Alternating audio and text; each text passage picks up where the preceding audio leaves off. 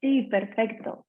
Pues como les comentaba en el MCN, además de promover la participación ciudadana y la participación de jóvenes, también hacemos este tipo de análisis para fortalecer las instituciones del país y pues en esta ocasión compartir con ustedes a un público internacional qué está pasando en Guatemala eh, y qué vamos a ver en estas próximas elecciones, que ya estamos a un mes de que sean, pues van a ser el 25 de junio de este año. Y quería empezar pues contándoles un poco de la democracia guatemalteca. Pues nuestra democracia es una democracia bastante joven porque tiene poco más de 35 años. En general se considera como una democracia débil porque nuestro sistema de partidos políticos carece de solidez. Y cuando digo esto, me refiero a que por lo general los partidos políticos en Guatemala son vistos como vehículos electorales, como un grupo de amigos nos vamos a subir en este carro que nos va a llevar de punto A a punto B. Los partidos políticos entonces llevan a candidatos o individuos de punto A el B, que es el poder político. Entonces, eh, los partidos también son poco institucionalizados porque giran en torno a liderazgos específicos. Entonces vemos que el sistema político, que es multipartidista acá en Guatemala, es altamente personalista. Todo gira alrededor de ciertos, en algunos lados, ciertos cacicazgos o ciertos liderazgos. Eh, entonces, para darles un poco de los ejemplos de cómo funciona el sistema multipartidista o de partidos políticos acá en Guatemala, los partidos políticos tienen una vida de alrededor de 6 a 7 años, entonces solo duran más o menos un periodo y medio en el poder, y eso hace que cada elección entonces entren en promedio 6 partidos nuevos. Y pues este año, este 2023, para las elecciones tenemos a 30 partidos compitiendo por puestos a cargos públicos. Entonces, para ahondar un poco más en qué está pasando en Guatemala y cómo vamos viendo entonces las elecciones, queremos contarles, pues, hablarles un poco de el contexto histórico, de dónde viene Guatemala, de dónde viene esta democracia que tenemos, de este sistema electoral y de partidos políticos, eh, para luego entonces hablar ya de particularidades de qué está sucediendo en las elecciones, en este proceso electoral, y que también Richie pues nos hable entonces de la parte social o de cómo está la ciudadanía participando, cuál ha sido el rol de los jóvenes en este proceso electoral. Y pues empezando con este breve contexto histórico y de cómo ha sido el camino hacia la democracia en Guatemala, pues déjenme decirles que Guatemala recorrió un largo camino para que hoy en día podamos tener un sistema democrático y que las elecciones se hayan dado desde 1985 sin interrupciones. Porque en el siglo pasado, en el siglo XX, Guatemala estuvo plagado de gobiernos militares, gobiernos autoritarios, golpes de Estado y todo un conflicto armado interno que duró poco más de 30 años entre pues, una guerrilla marxista de izquierda y el ejército de Guatemala. Y quería contarles de un punto de quiebre que pasó en 1982 con un golpe de Estado y todos los sucesos que pasaron después de este golpe de Estado. Después de este, pues asumió en el gobierno de Guatemala una junta militar y posteriormente como jefe de Estado el general Efraín Ríos Montt. Esto en los años 80, pues el conflicto armado estaba a tope y el objetivo de Efraín Ríos Montt pues era derrotar a la guerrilla en ese momento. Sin embargo, después de cierto tiempo, su gobierno estuvo señalado por corrupción, pero también por ciertas tendencias autoritarias de este militar y fue derrocado. Después de que fue derrocado, se presentó entonces un nuevo gobierno que propuso una asamblea constituyente, la asamblea constituyente de 1984 y de la cual se emana la constitución de 1985 y esa es la constitución que todavía tenemos vigente acá en Guatemala. La Constitución de 1985, entonces, es la que sienta las bases para que nosotros podamos tener una democracia hoy en día. porque acá establece entonces que el sistema guatemalteco es un sistema democrático, por la forma en la que elegimos a nuestros representantes, es un sistema republicano, porque hay límites al poder, pesos y contrapesos, y también es representativo porque a través de los comicios electorales, pues tiene que estar representado el pueblo de Guatemala en el ejecutivo y en el legislativo. Y pues esta constitución también regula o da bases de cuál es el marco normativo para nuestro sistema electoral, que es importantísimo entender, dado las elecciones que se vienen en junio. Y pues todas las reglas de las elecciones electorales de los partidos políticos y demás están en la Ley Electoral de Partidos Políticos, mejor conocida como la LEP. Ahí se regula entonces cómo se elige al Ejecutivo, al presidente y al vicepresidente, al legislativo, que tenemos un legislativo unicameral y con dos tipos de circunscripciones, tanto distritales, que son más locales, y otra que es a nivel nacional. Entonces, eso nos lleva a tener 160 diputados en el legislativo. Después también la LEP regula cómo se eligen las corporaciones municipales, que son los gobiernos locales, que tenemos 340, acá en Guatemala, y finalmente cómo se eligen los diputados al Parlamento Centroamericano. Y tengan esto en mente porque son estas autoridades las que se eligen en las elecciones generales que vamos a tener en el 25 de junio. Ahora bien, ya les conté un poquito de cómo llegamos a la democracia y cómo es el marco jurídico o el marco normativo de nuestro sistema electoral, pero avanzando un poco en el tiempo, y como les decía, hemos tenido elecciones ininterrumpidas desde entonces, llega un punto de inflexión que es el 2015 en nuestro país. No sé si algunos de ustedes han escuchado qué pasó en ese año, pero fue cuando nuestro presidente de aquel momento, Otto Pérez Molina, y la vicepresidente Roxana Valdetti renunciaron a su cargo porque salió a la luz este caso de corrupción llamado caso La Línea, donde pues estaban involucrados ambos en una red de defraudación aduanera. Y así fue cuando en este año, en el auge de la Comisión contra la Impunidad en Guatemala, CICIG, vemos que esta comisión, que fue creada por las Naciones Unidas y por el gobierno de Guatemala, pues dio a conocer el caso de corrupción. Esta comisión ha sido controversial y altamente cuestionada, pero no me voy a meter en esto en estos momentos.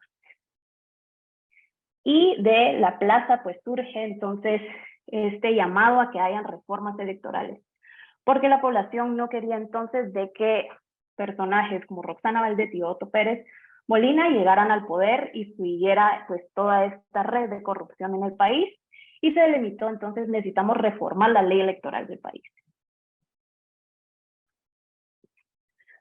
Y así se vio que al año siguiente pues hubo una serie de reuniones y se impulsó una reforma electoral que ha tenido consecuencias grandísimas en el país, y que en el 2019, que fue la primera elección en la que se aplicaron esas reglas, vimos cómo en realidad las reformas no cumplieron con lo que se quería y no resolvieron los problemas de fondo. Tuvo muchas consecuencias en cuanto a la libertad de participación de la ciudadanía, la forma que los ciudadanos podían o todavía pueden financiar o hacer donaciones a los partidos políticos, en el sentido de que se volvió muy engorroso para ciudadanos legítimos poder aportar a los partidos, y esto abrió la puerta entonces a que los partidos buscaran financiamiento de otras formas. ¿Y qué creen? Pues el financiamiento que buscaron fue a través de dinero que viene de la corrupción, que son recursos del Estado mismo, o del narcotráfico. Así también está pues la normativa que salió de esta reforma limitaba la libertad de expresión en ciertos casos, porque le daba la potestad al Tribunal Supremo Electoral, que es el órgano que se encarga de las elecciones en el país, de dirigir la pauta en los medios de comunicación que tengan los partidos. También limitaba los debates o lo que podían decir los medios de comunicación sobre los candidatos, en las elecciones del 2019 y así vimos cómo diversos errores sucedieron en esas elecciones y fueron consecuencia de las reformas electorales del 2016. Y pues con estas mismas reglas y ciertos cambios que se pudieron hacer a través de reglamentos dentro del Tribunal Supremo Electoral, en general pues vamos a entrar al 2023 con las mismas reglas del juego, por así decirlo.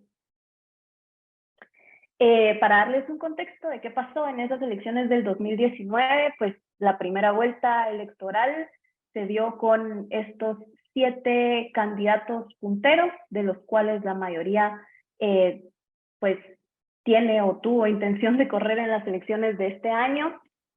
Y para la segunda vuelta pasó Sandra Torres y Alejandro Yamatei, pero el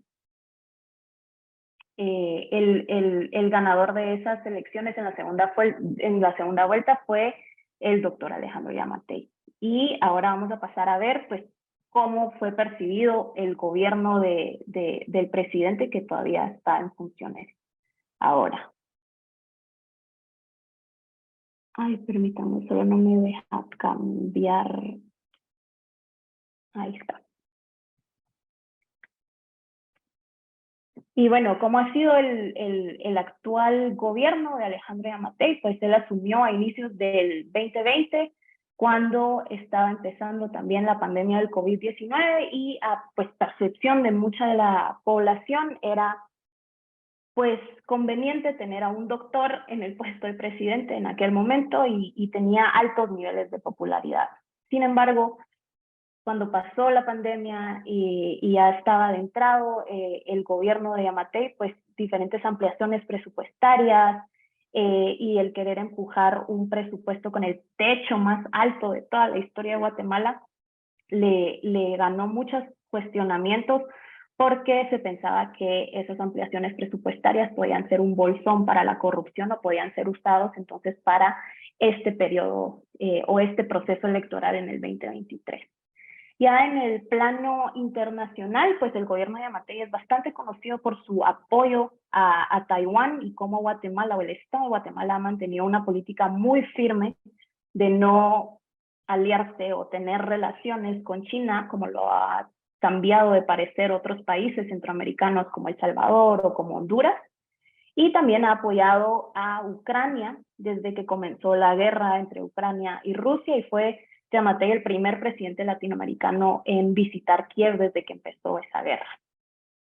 También se promovió que Guatemala fuera la capital provida de Iberoamérica, pero ya a nivel nacional, todos estos hechos no le han ganado una buena reputación o el cariño de la ciudadanía al presidente, porque según una encuesta reciente, pues 3 de 4 guatemaltecos consideran que ha hecho un mal trabajo. Pero bueno, este ha sido, digamos, un breve repaso histórico de lo que ha pasado en el actual gobierno. Y ahora podemos pasar entonces a qué se viene con las elecciones de este 2023. Me he enfocado muchísimo en el aspecto del ejecutivo presidencial, porque Guatemala es un país altamente presidencialista. Sin embargo, para que sepan qué está pasando con los otros poderes del Estado, pues el legislativo los últimos 4 años ha estado liderado por el partido oficial, por el partido de Yamatei, y por eso también, digamos, ese empuje a ciertas ampliaciones presupuestarias han sido posibles con el apoyo del legislativo. Y con el organismo judicial, pues en Guatemala debimos de haber cambiado cortes o haber un relevo entre los magistrados de Corte Suprema de Justicia y Corte de Apelaciones en el 2019.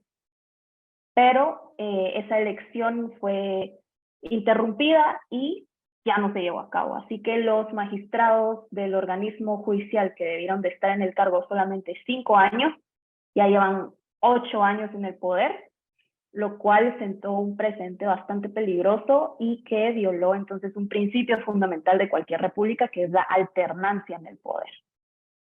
Pero entrando entonces a las elecciones del 2023 y enfocándonos un poco más en el Ejecutivo, hace un par de semanas en Guatemala salió esta encuesta de Prensa Libre, que es un medio de comunicación escrito, creo yo, el más reconocido de todo el país y más leído quizá. Y en esta encuesta mostraban entonces quiénes eran los candidatos punteros.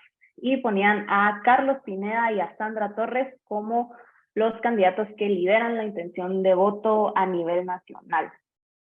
Y esto fue algo que revolvió un poco el escenario político porque si bien Sandra Torres, Suri Ríos, Edmond Mulet son candidatos que ya han participado en otras elecciones, Carlos Pineda, el puntero de esta encuesta, es su primera vez participando como candidato a cualquier puesto público, pero como candidato a la presidencia. ¿Y quiénes son estas personas que lideran o en aquel momento lideraban la intención del voto de los guatemaltecos? Porque en los últimos días ha habido ciertos cambios de los cuales les vamos a contar, pero ¿quiénes son estos personajes? Pues Carlos Pineda, quien lidera esa encuesta que sacudió a todo el país hace unas semanas, es un empresario, es un finquero que produce palma y tiene fincas de ganado en el oriente del país, que se dio a conocer a través de redes sociales, específicamente en TikTok, desde hace unos años ya, en la pandemia, y también cuando ayudó a los damnificados de las tormentas Eta y Ota, a ciertas comunidades, y entonces él grababa videos de todo lo que estaba haciendo. Grababa videos de cómo él conoce al pueblo, es parte del pueblo y demás, y logró posicionarse en TikTok especialmente con una amplia cantidad de seguidores y de engagement con estos seguidores. Pero es totalmente un outsider, digamos, si lo relacionamos con los otros candidatos a la presidencia, los otros candidatos punteros. Después tenemos a Sandra Torres, que ya ha participado anteriormente. Ella es conocida también por ser, porque fue primera dama, ya que su esposo Álvaro Colón fue presidente de Guatemala, y como primera dama ella se encargó de unos programas sociales que se llamaban Mi Familia Progresa, donde ahí a través de políticas públicas asistencialistas, como bolsas solidarias, comedores solidarios, cualquier tipo de programa asistencialista que se les ocurra y con el apellido solidario, pues ella se encargaba de ejecutarlos y así se hizo de una fama con la población del área rural, que le tiene muchísimo cariño y por eso ella también lidera las encuestas. Después tenemos a Edmond Mulet, que es un abogado que ha tenido pues una trayectoria en el área diplomática, trabajó en Naciones Unidas y estuvo fuera de Guatemala mucho tiempo, pero en las elecciones pasadas también corrió como candidato a la presidencia y pues estuvo en los puestos más altos, sin embargo no logró pasar a segunda vuelta. Y por último tenemos a Suri Ríos, que se recuerdan el golpe de Estado que les había mencionado al inicio y quien luego fue jefe de Estado de Guatemala, pues fue su papá.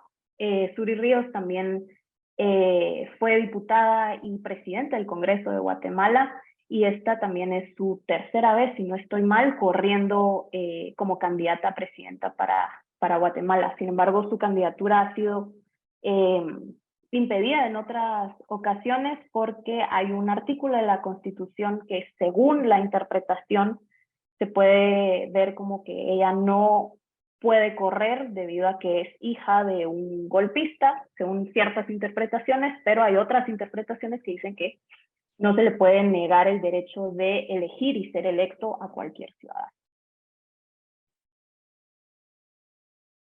Pero para darles un poco más de contexto, una encuesta más reciente del 12 de mayo y que pues salió, que se publicó creo que ayer o hoy en la mañana, de Sid Gallup, nos da un panorama distinto al que veíamos en la encuesta de Prensa Libre. En ese momento, esta encuesta de Sid Gallup preguntaba pues por qué candidato votaría si hoy mismo, ese 12 de mayo, fueran las elecciones. Y Carlos Pineda seguía hasta arriba, pero a las personas se les preguntó también por qué candidato votaría si las elecciones fueran ese día, 12 de mayo, pero si Carlos Pineda no estuviera compitiendo. Y vemos cómo van cambiando entonces las preferencias de las personas.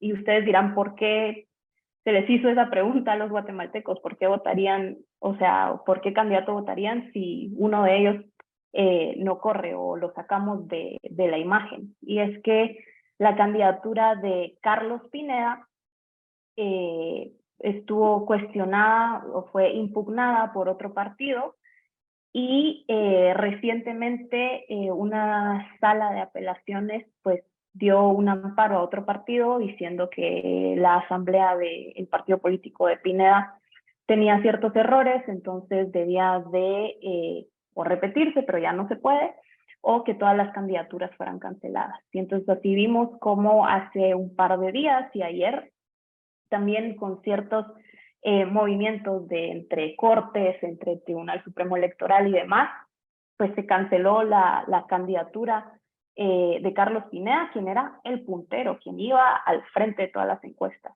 Entonces ahora, si ven la gráfica a la derecha, pues vemos entonces a dónde se fueron las preferencias de los guatemaltecos si él no corre, lo cual es muy probable porque mañana mismo es que se mandan a imprimir las papeletas.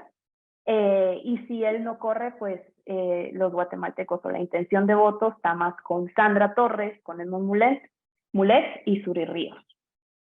Pero acá es importante notar que la mayor cantidad de votos que hubieran sido para Pineda, pues se trasladaron a Edmond Mulet, lo cual todavía en este ambiente es difícil de predecir, claro, pero da la duda de entonces quiénes podrán pasar a segunda vuelta. Y comúnmente en Guatemala se ha tenido una tendencia que en las últimas elecciones Sandra Torres ha pasado a segunda vuelta con otro candidato. ¿Y quién gana? Pues el otro candidato, porque Sandra Torres, a pesar de tener una base fuerte en el interior del país, en el área rural, por todos los programas asistencialistas que dirigió en la época del gobierno de su esposo, también tiene un fuerte antivoto porque es asociada con la política tradicional, corrupta o clientelista por otro gran segmento de la población. Entonces, Sandra Torres es pues con quien muchos candidatos quisieran pasar a segunda vuelta para ellos quedar electos. Y como les mencionaba, el caso de Carlos Pineda, de cómo su candidatura pues fue cancelada, hemos visto que hay un ambiente de judicialización de candidaturas en todo este proceso electoral. Entonces, las instituciones involucradas son, claro, el Tribunal Supremo Electoral, pero también la Corte Suprema de Justicia o la Corte de Constitucionalidad, cuando diferentes partidos pues impugnan las candidaturas de otros o ponen ciertas acciones legales como amparos para poder frenar que ciertas personas participen. Y esto ha sido bastante preocupante porque a un inicio era, bueno, el Tribunal Supremo Electoral tiene que inscribir a los candidatos que cumplan o a las personas que cumplan con los requisitos, pero hubo ciertos casos en donde el Tribunal Supremo Electoral pues sí inscribía a algunos, pero no inscribía a otros candidatos y tenía diferentes criterios cuando en realidad debería de tener criterios generales unificados para todos los candidatos, ¿verdad?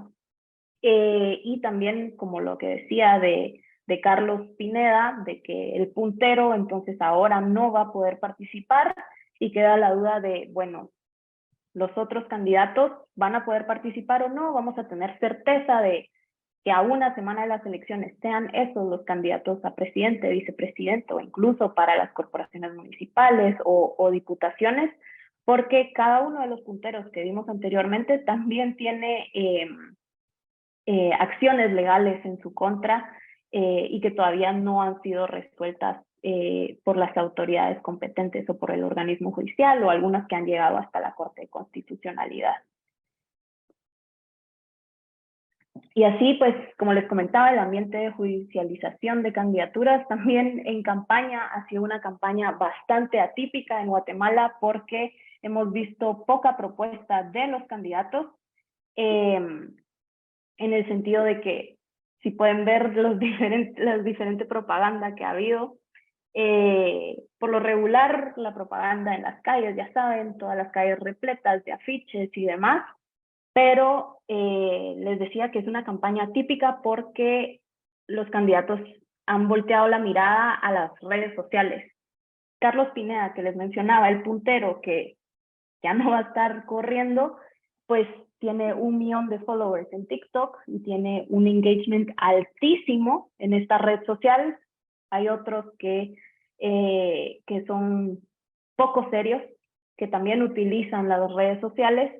Entonces, esta campaña ha sido diferente en el sentido de que no está haciendo solamente en las calles, sino que también en este espacio de las redes sociales, y ha sido una campaña donde no ha habido mucha propuesta. Lamentablemente ha sido muy superficial por la presencia misma en redes sociales, como de bailes y demás cosas, y por eso la ciudadanía todavía está a la espera, pero también Crista, exigiendo a los una pregunta, candidatos. Crista. ¿Sí?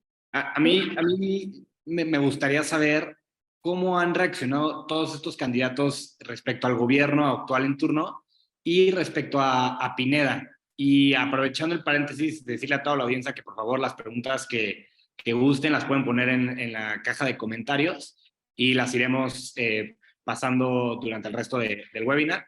Pero por lo pronto yo aviento esa. ¿Cómo están reaccionando los diferentes candidatos al gobierno en turno y a pues esta caída de la candidatura del puntero? Sí, con respecto al gobierno de turno, pues han sido todos muy críticos y lo asocian al partido de Alejandro Yamatei y a su candidato también como parte de la política tradicional, como parte de los corruptos. Acá es muy común que se le llame pacto de corruptos a todos los políticos que son parte de, pues, que han tenido varios años que han estado varios años en el Congreso o en otras instituciones. Entonces, todos han sido súper críticos del gobierno de Alejandro Yamatei.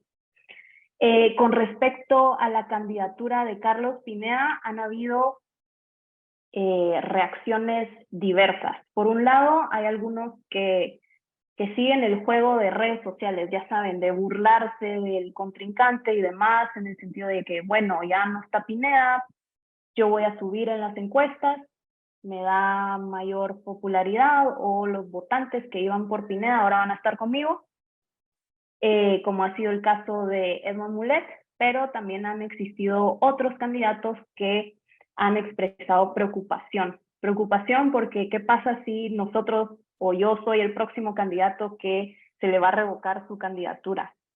Entonces también hay preocupación y cierta solidaridad, no a Carlos Pineda, sino a lo que le pasó a él, digamos, de manera más abstracta, de que alguno de ellos pueda correr la misma suerte. Y como les decía, se han usado medios alternativos, las redes sociales, entonces para llegar a la población, porque según esta gráfica, también con datos de Citgallup, los guatemaltecos se informan a través de la televisión nacional, la mayoría de los guatemaltecos, pero les siguen las redes sociales. Y por eso, quienes tienen mayor presencia en redes sociales últimamente han estado jalando mayor intención de voto. Por ejemplo, Edmond Mulet, que es considerado tal vez una persona académicamente más preparada que Carlos Pineda, con una trayectoria diplomática, internacional y demás, en un principio no hacía TikTok o no hacía videos como los hacía Carlos Pineda, pero desde que se dieron cuenta que era una forma eficiente para llegar a la población, todos se han subido al barco. Ahora vemos a todos bailando, poniendo canciones, haciendo de todo, pero también en cierto detrimento de el fondo democrático que debería tener, o el fondo de las propuestas de todos estos candidatos. Entonces, tal vez para conocer más cómo ha sido la recepción de la población, le puedo pasar la palabra a Richie para que nos cuente poco más de entonces cómo está la situación social acá en Guatemala. Bueno, gracias, Crista. Yo creo que ya Crista resumió muy bien casi todo, la verdad. Entonces les voy a hablar un poquito más sobre cómo ha sido o cuál ha sido la recepción de pues, nosotros los votantes y de la población ante todo esto que ha pasado. Si quieres, Crista, que yo no tengo aquí cómo cambiarla. Gracias. Bueno, de aquí un poco de las cifras de participación ciudadana. Hasta el momento ya se cerró el padrón electoral, es decir, ya tenemos la cantidad de personas que están disponibles para votar. Son únicamente 9.370.000 guatemaltecos, es un poquito más. Digamos, yo creo que es una suma bastante buena. Yo creo que en total personas aptas para votar, es decir, mayores de 18 años, habían como 11 millones, entonces hay como 2 millones de personas que no se empadronaron. Una cosa muy importante a resaltar en relación a la participación ciudadana, yo creo que les va a ir dando una idea de cómo funciona pues la democracia y la vida política acá en Guatemala, es que el 25% de estos 9 millones, que son las personas aptas para votar, se encuentran en el departamento de Guatemala. El departamento de Guatemala es donde está la capital, donde estamos Crista y yo en este momento. Y yo creo que siempre ha sido muy marcado que incluso se ha generado cierto resentimiento en otras partes, en otros departamentos, donde se ha popularizado la idea de que los políticos solo trabajan para el departamento de Guatemala. Y pues creo que de cierta forma hay una relación porque obviamente por tener la mayor cantidad de votantes, la mayoría de políticos hace mucha campaña en el área metropolitana y en el departamento de Guatemala como tal. Y también resaltar que el 8.83 votantes pues de todo el país también están únicamente en la ciudad capital, ya no hablar únicamente del departamento de Guatemala, sino en la ciudad capital, lo cual es bastante. Otro dato interesante, ya que aquí me imagino que la mayoría que está metidos son jóvenes, al igual que yo. 42% de los empadronados tienen entre 18 y 35 años, o sea, es una barbaridad. Estamos hablando que si pues todos los que están en este demográfico de 18 a 35 años fueran a votar, prácticamente serían ellos los que deciden, pues seríamos nosotros los que decidiríamos quién es el siguiente presidente de la República. Lamentablemente, este grupo es muy grande, como ven ahí, 42% del total de empadronados, pero también históricamente ha sido el grupo de edad que menos va a votar en las elecciones y yo creo que en gran parte eso es algo de lo que acá en MSN hemos tratado de combatir. Ya veremos después de las elecciones qué tal nos va con eso. Si quieres, Crista, a la siguiente. Oye, Ricardo, te interrumpo para hacerte una pregunta, porque ese dato sí está brutal. O sea, en México no hay comparación y además yo creo que no hay con ningún otro país de Latinoamérica, y deja tú Estados Unidos, Europa y demás. ¿Cómo? Pero obviamente este grupo es el que menos participa en las elecciones, no solo en nuestros países, sino en el mundo se sabe que los jóvenes son los que menos van a votar. ¿Han visto algún cambio en las últimas elecciones o en los últimos ciclos que esta cifra pueda cambiar? ¿Se espera que en las próximas elecciones pueda cambiar? Especialmente si han estado haciendo campañas de TikTok y demás muy enfocadas en este grupo. ¿Crees que pueda ser más decisivo que en otras elecciones o no se espera un gran cambio? No, yo te digo que creo que sí, en opiniones profesionales, muchísimas, y es una que yo comparto, yo creo que sí va a haber un cambio radical en esta elección. Vamos a hablar tal vez un poquito de eso más adelante, pero te puedo decir así como primera cosa que es muy evidente, es lo que mencionaba Crista sobre el candidato Carlos Pineda. Carlos Pineda se volvió una sensación en las redes sociales y en gran parte de que esto haya sucedido es porque muchos jóvenes están en TikTok y pues se conectaban mucho con el contenido de Pineda y yo creo que gran parte de su crecimiento que fue meteórico en cuestión de unos meses ya lo ponían únicamente por hacer TikTok realmente. O sea, eso es lo más curioso de Carlos Pineda. Él realmente no fue aquel candidato que estuviera haciendo mitines políticos con llenos de gente o que saliera a las calles a marchar con miles de personas. Ya lo empezó a hacer hace tal vez un mes, pero realmente toda su campaña y la forma en la que él ganó adeptos a su campaña y posibles votantes fue a través de TikTok. Y principalmente es gente joven. Y eso es algo que te digo que yo he podido comprobar. Yo también yo creo contenido en TikTok. Obviamente no tengo la plataforma que tiene Carlos Pineda o muchos de los candidatos que tienen muchísimos seguidores, pero yo sí puedo ver en al menos mis seguidores y en las estadísticas de mi cuenta que la gran mayoría de personas que me siguen y que están activas con mi contenido, que es meramente político, es este mismo demográfico entre 18 y 35 años. Entonces, para respuesta a tu pregunta, yo creo que estas elecciones sí va a cambiar esto. Yo creo que más jóvenes van a ir a votar, o puede que no, por lo que vamos a hablar ahorita a continuación. Hay un factor que podría evitar que esto pasara, pero ahorita lo vamos a comentar. Si quieres, Crista, pasa a la siguiente. Bueno, ya Crista ya lo comentó un poco. Quiero hablar un poco de las controversias importantes que han habido a lo largo de estos meses que han habido de campaña y cómo los ha percibido la población. Yo creo que para anclarlo un poco a lo que estaba diciendo ahorita, está el caso de Carlos Pineda, que es el señor que ven ahí abajito, con la boca abierta. A Carlos Pineda se volvió muy famoso en TikTok, era primer lugar en todas las encuestas serias que se habían hecho, y pues ahorita por un tema de su asamblea, de su partido, se la denegaron y con eso se bajaban su candidatura. Un problema terrible, la verdad. Yo creo que realmente son razones meramente políticas. Tal vez la razón legal por la cual se bajan a Pineda, por así decirlo, creo que es válida, pero no se hizo en el momento que tenía que haberse hecho, y ese fue un gran error que cometieron las autoridades electorales acá en Guatemala. Y bueno, creo que llamarle error, creo que es dejarlo muy bonito, porque yo creo que fue adrede, y pues al final Pineda muy probablemente no compita, pero lo que te mencionaba en relación a tu pregunta sobre Carlos Pineda, es que Carlos Pineda también se volvió una figura muy popular porque a través de TikTok despertó el interés en la política de muchas personas, especialmente jóvenes en áreas rurales y urbanas. De hecho, Carlos Pineda, a diferencia de lo que muchos hubieran pensado hace 6 meses, era el candidato más popular en el área metropolitana. Es decir, acá y en la ciudad capital de Guatemala también era el candidato más popular. Entonces yo creo que lamentablemente, digamos, si lo queremos ver así, el hecho de que su candidatura no prosiga, creo yo que va a darle incluso un nivel de decepción más grande a todos los jóvenes y probablemente no irán a votar. Se está hablando mucho ahora sobre a quiénes le van a dar esos votos que dejó Carlos Pineda tirados o que va a dejar Carlos Pineda tirados.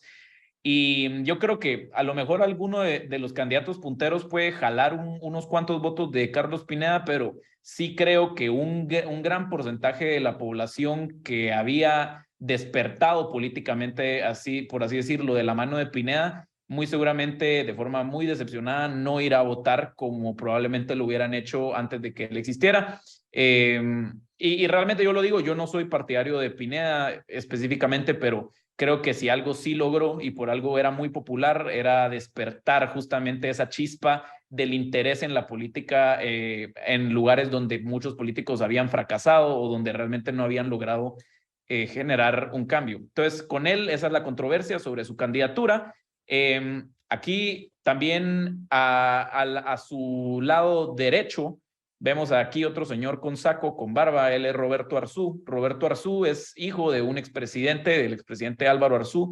Él estaba compitiendo por la presidencia y es también un candidato que queda fuera de las elecciones. Él fue ya hace un par de meses y queda fuera porque nosotros en la ley electoral de Guatemala tenemos una prohibición que se llama pues la campaña anticipada, donde existe un tiempo determinado para hacer campaña política, y si no estoy mal, me pueden corregir ustedes, yo creo que en México tienen una limitación parecida, creo que tienen un tiempo estipulado para campaña. Sí, sí existe un tiempo, pero en otros ciclos electorales lo han ignorado, y en particular en esta, el propio presidente es el que ha abierto la campaña, y han estado todos haciendo campaña por todo el país, y nadie le ha importado las reglas electorales. Y de hecho es curioso porque entre dos de los principales aspirantes a la presidencia también llevan haciendo TikToks durante mucho rato, y haya habido ya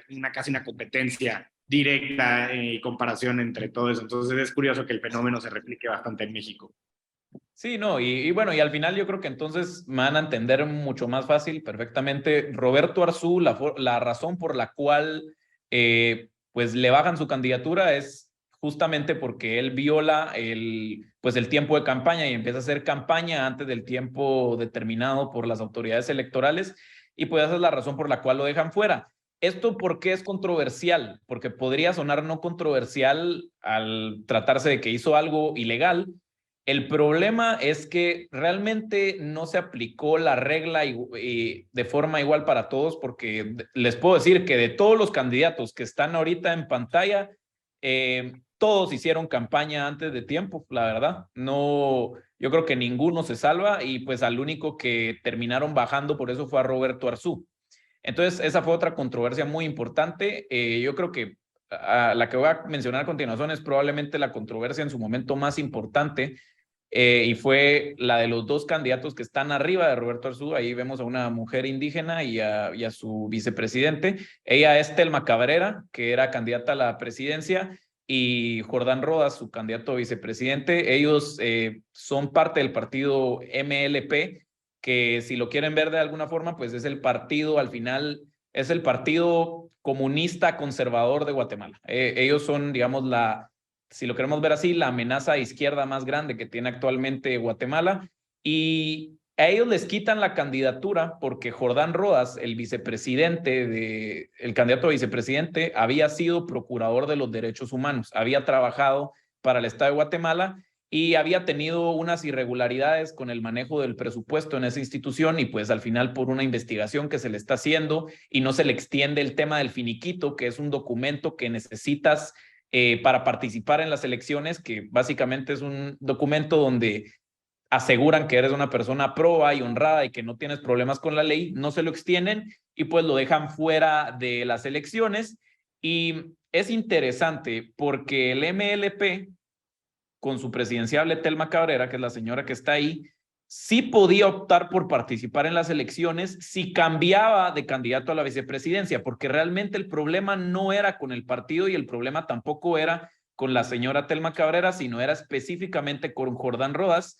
Y pues no sé al final si por cuestiones internas o cuestiones de algunos intereses, Jordán Rodas decide junto a su partido no retirar su candidatura, y pues con eso prácticamente hundió la candidatura presidencial de este partido y se quedaron fuera de las elecciones. Y digamos que sí eran un factor muy importante en las elecciones, porque el MLP en las elecciones pasadas terminó cuarto lugar. Esta señora Telma Cabrera terminó cuarto lugar y realmente lo cual personalmente me causa mucho miedo, es que el MLP es la expresión de la izquierda más popular en Guatemala. Y es la izquierda más radical también, porque tenemos partidos de izquierda un poco más moderados, pero el MLP es la opción de izquierda más radical y también es la que tiene las bases más grandes en todo el país. Y bueno, el ejemplo de esos tres fueron controversias de candidatos que se quedaron fuera. Y los siguientes dos, como vemos ahí, está Suri Ríos, que es una de las punteras, y también está Sandra Torres, la cual lo puse en una foto junto a su candidato a vicepresidente.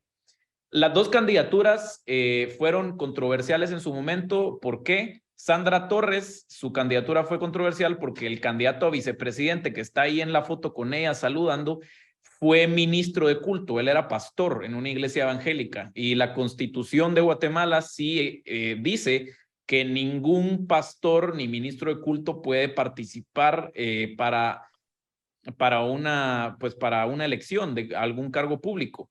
Digamos que aquí es donde justamente hace unos días un TikToker muy famoso de México dijo una palabra que yo creo que ejemplifica muy bien cómo es la ley electoral de Guatemala.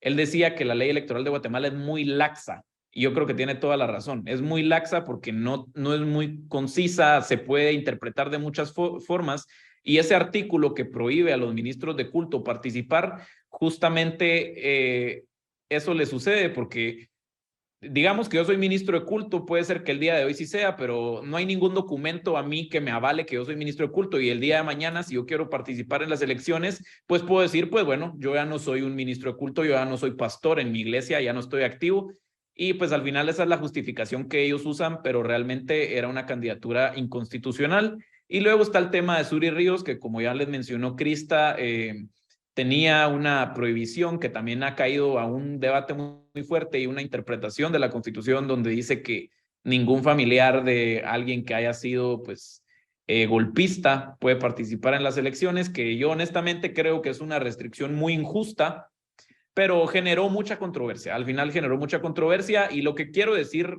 explicándoles un poquito al final de cada uno de estos y de todo lo que ha pasado, es que la población, el efecto que esto ha tenido es que yo creo que muchos están muy, muy descontentos con las autoridades electorales.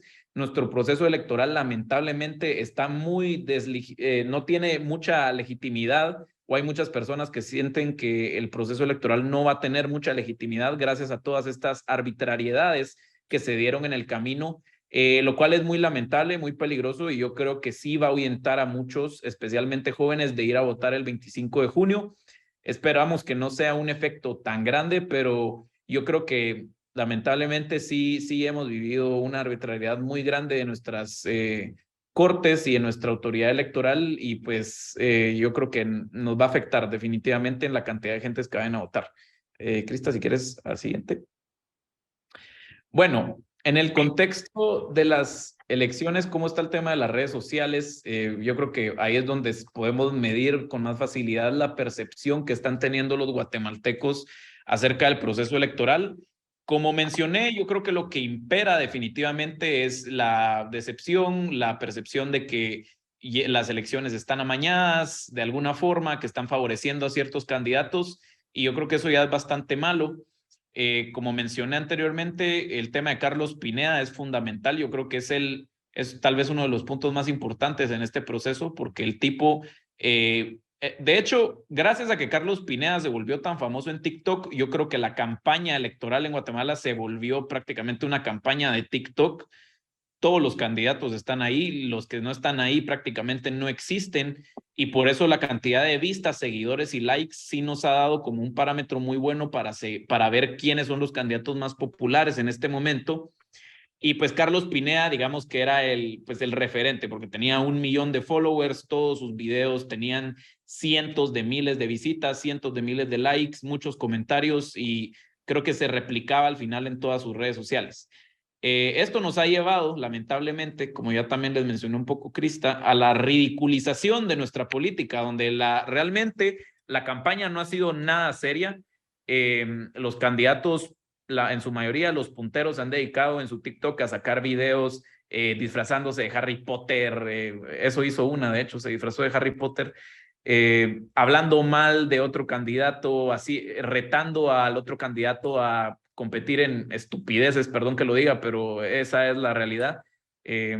Justamente hace poco un candidato retó a Carlos Pineda a que tuvieran una competencia de kayak en el lago de Atitlán para ver quién ganaba. Ese tipo de cosas, ¿me entienden? Ha sido un show total, un circo, y es muy lamentable porque en Guatemala tenemos una cultura política muy pobre, y esto pues ha venido a hacerlo incluso peor, porque ya los candidatos no hablan de temas serios, no hablan de propuestas, sino hablan de, pues, a ver quién es más popular y ver quién puede ser más tonto y conseguir más vistas y más likes.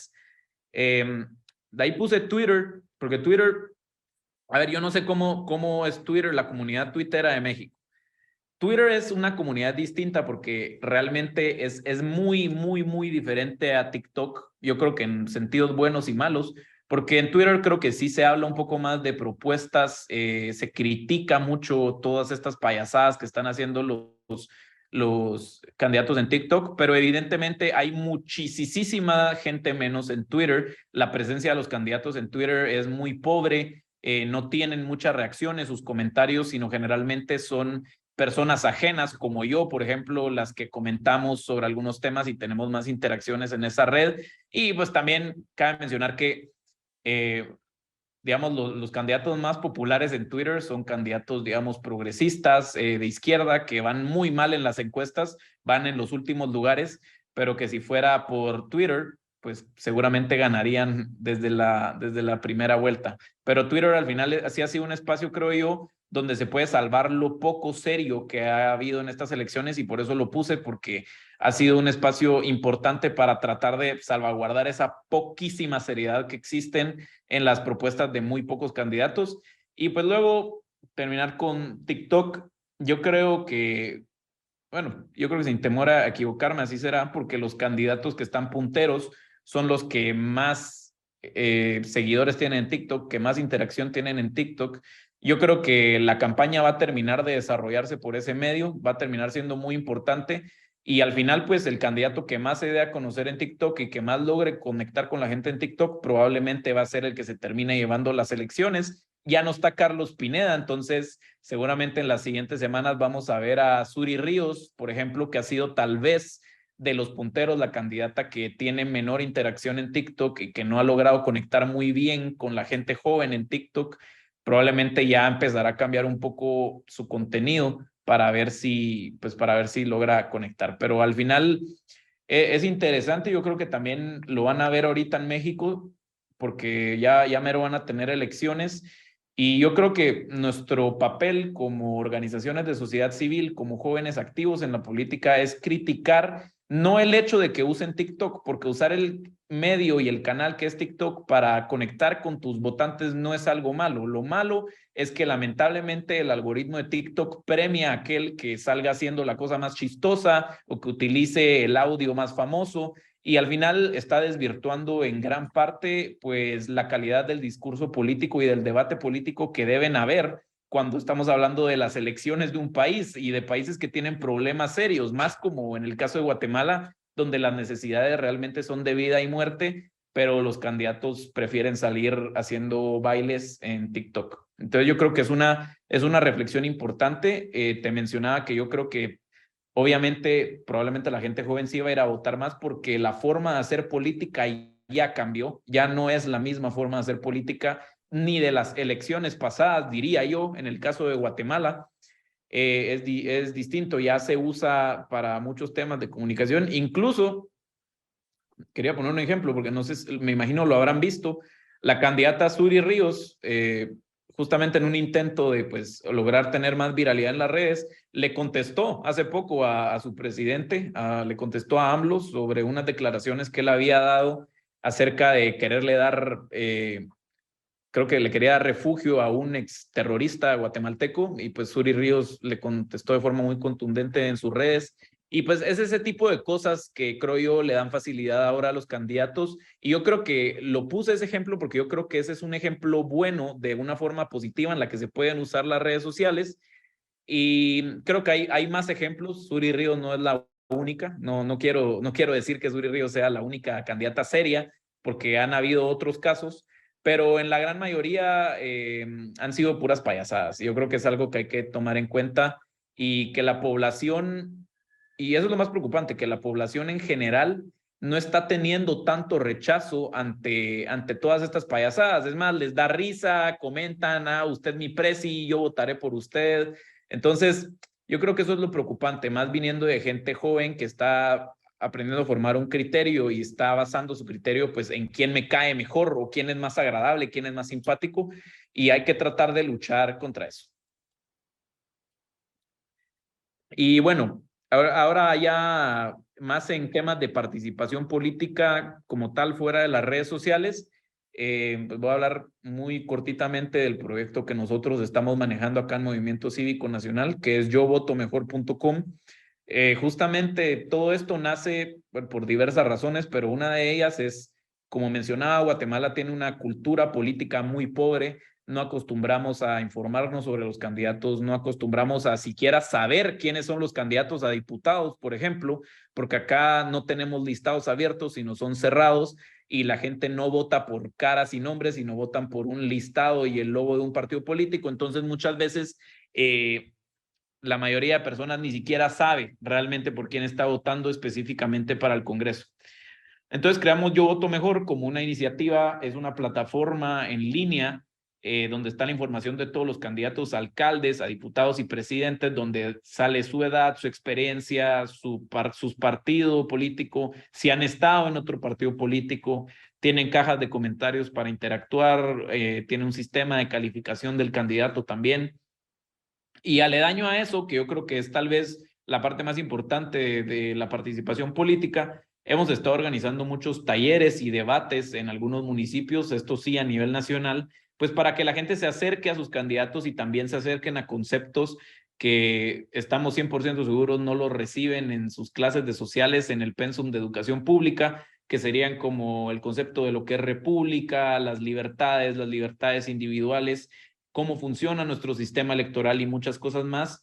Y pues creo que estamos muy felices porque hemos visto mucha emoción y una recepción muy positiva de miles de jóvenes a todo nivel nacional. Y pues yo creo que si algo lo puedo cerrar, pues esta presentación en una nota alentadora es eso. Yo creo que hay muchísimos jóvenes que quieren participar en política acá en Guatemala, quieren informarse, pero que hasta el momento realmente no habían tenido ni la plataforma ni los medios para lograrlo. Y pues me enorgullece mucho a mí, pues también a Crista y a todos acá en el Movimiento Cívico Nacional, saber que nosotros estamos trabajando específicamente en eso y que ya hemos tenido muchísimos resultados.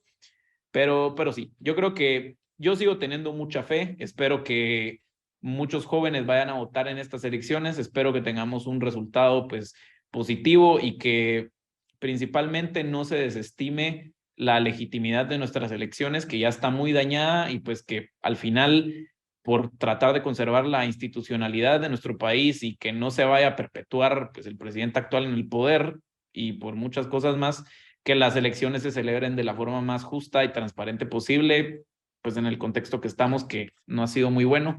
Pero sí, yo creo que eso es lo que tenía que mencionar, así quería terminar con un No, poco de al esperanza. contrario, muchísimas gracias, Ricardo, Crista. Felicidades por la organización en la que participan, por todo lo que están haciendo en el Movimiento Cívico Nacional. Y a modo de conclusión, nos avientan una pregunta desde la audiencia, y yo creo que es una buena nota para terminar. Dice, ¿cómo ven la comunidad guatemalteca que vive en el extranjero y cómo va a influenciar en el voto? Qué opinan al respecto y cómo ven no solo la comunidad guatemalteca, sino en general la comunidad internacional en Guatemala? Claro, sí. Bueno, si quieres, bueno, voy a dar mi opinión. Yo creo que tal vez Crista después me Dale. puede complementar. ¿Sí? Sí, dale. Ah, va. Pues mira, realmente yo creo que evidentemente al igual que ustedes, Guatemala es un país que tiene muchísimos migrantes. De hecho, también nuestra economía como tal, nuestra producción, nuestro Producto Interno Bruto depende mucho de las remesas que mandan los guatemaltecos a Guatemala durante todo el año. Y son un grupo que, esto es algo que las elecciones pasadas realmente no lo había visto. Los candidatos a la presidencia, incluso candidatos a diputados, han estado viajando a distintos foros que se han celebrado en Los Ángeles, en Houston y muchos lugares donde hay muchos guatemaltecos. Y yo creo que sí tienen un peso muy importante y se les ha dado mucha prioridad en el discurso político de muchos candidatos. Incluso se ha llegado a ofrecer de que muchos diputados están diciendo que se tiene que trabajar en organizar un distrito electoral de migrantes. Es decir, que los migrantes tengan sus propios diputados adentro del Congreso de la República. Yo no sé qué tanto me gusta esa idea, honestamente, pero sí tienen un peso político importante los migrantes. De hecho, si no estoy mal, representan cerca del 2.5% del electorado total, lo cual no es poco. Y pues al final yo creo que más que eso, aparenta ser un voto muy heterogéneo en el sentido de que pues se van a terminar casando por el candidato que más les guste a todos, y es una comunidad muy unida, la guatemalteca, allá en Estados Unidos. Entonces probablemente pueden ayudar mucho a algún candidato, y los punteros definitivamente le están apuntando a capturar todo el voto del migrante. Sí, tal vez yo agregaría a esto que los migrantes guatemaltecos en el exterior y específicamente en Estados Unidos, pues no solo contribuyen al país, digamos, monetariamente o transferencias o las remesas que puedan mandar a sus familiares acá, como lo mencionaba Richie, que es un factor económico importantísimo, pero también hemos visto cómo las opiniones de los guatemaltecos que están en Estados Unidos influyen muchísimo en sus familiares acá en Guatemala. Entonces, lo que platican en sus llamadas, cuando hablan con sus parientes y demás, sí tiene cierta resonancia en la forma en que sus familias acá pues ven la vida o ven la política guatemalteca.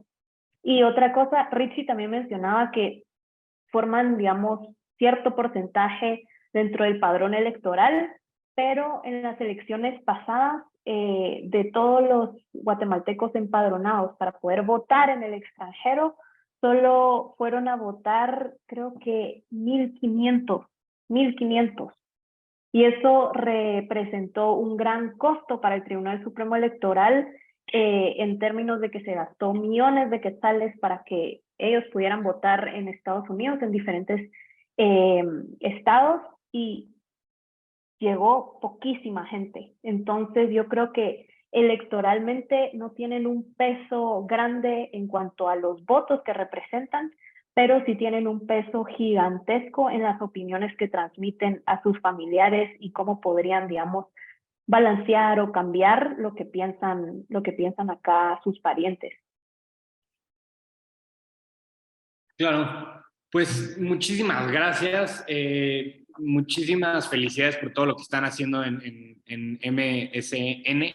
La verdad es que es un proyectazo. Los felicito a los dos y les agradezco por su tiempo, por su presentación. La verdad es que fue fenomenal y nos llevamos una súper buena idea de lo que está pasando en Guatemala. Y muchas gracias a toda la audiencia por conectarse una vez más en estos webinars internacionales de Patria Unida, en donde vamos a estar recorriendo mes con mes un país diferente de Latinoamérica.